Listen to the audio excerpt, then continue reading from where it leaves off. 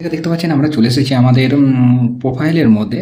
তো আপনারা যদি আধার নাম্বারটি আছে এবং আধারের সাথে মোবাইল নাম্বার লিঙ্ক অবশ্যই থাকতে হবে, তবে গিয়ে এই কাজটা আপনি কিন্তু করতে পারবেন।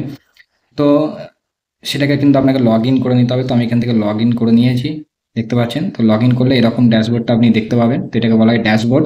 তো এই ড্যাশবোর্ডে কিন্তু আপনি এইভাবে দেখতে পাবেন সবই। তো এখন আমরা এখান থেকে দেখতে পাচ্ছেন অ্যাড্রেস, এখানে যদি অ্যাড্রেস আপডেটে ক্লিক করি, তাহলে এখান থেকে দেখতে পাচ্ছেন এখানে দুই ধরনের করা যাবে। একটা হচ্ছে কি না, আপডেট আদার অনলাইন অ্যাড্রেস, মানে ওইটা অনলাইনে করতে পারবো। আর একটা হচ্ছে কি head of family, HOF best address, মানে আমাদের যে ফ্যামিলির অ্যাড্রেস যা আছে সেটা থেকে কিন্তু ডাইরেক্ট করা যেতে পারে। তো আমরা এখান থেকে যেহেতু অনলাইন করব আমার সেপারেটভাবে, তো এখান থেকে কিছু স্টেপ আছে হাউ টু ইটস ওয়ার্ক।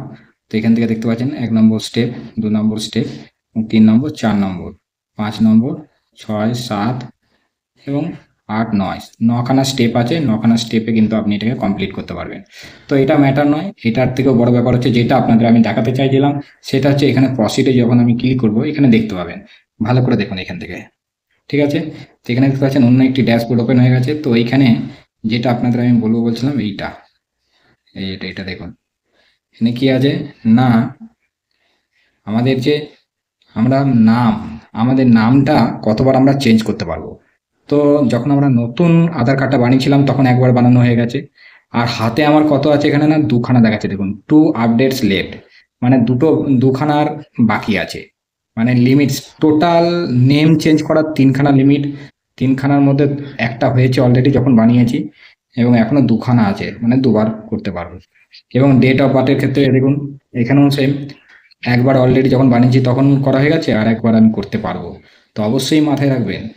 তো অনেকে কিন্তু ডকুমেন্টস ঠিকঠাক দেবেন, কারণ বারবার যদি ভুল করেন দুবারের বেশি কিন্তু আপনি করতে পারবেন না লাইফ টাইমে।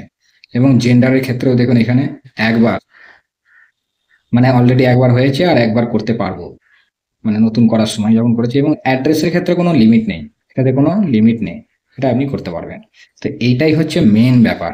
এই আপডেটসটা কিন্তু আগে ছিল না, এখন recently unique identification authority of India এটা কিন্তু আপডেট করে দিয়েছে। এটা কিন্তু অনেক সুবিধা হয়েছে সকলে।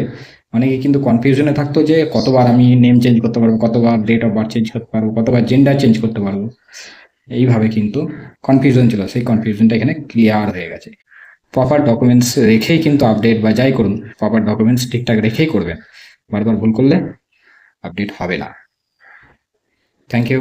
আর আপনার যদি কোনো রকমের এনকোয়ারি থাকে, কোনো রকমের অসুবিধার, সেই সব এনকোয়ারি যদি করতে চান আপনি, আমাদের ভিডিও ডেসক্রিপশন বক্সে লিঙ্ক থাকবে টেলিগ্রাম চ্যানেলের, বা কমেন্ট বক্সেও পেয়ে যাবেন।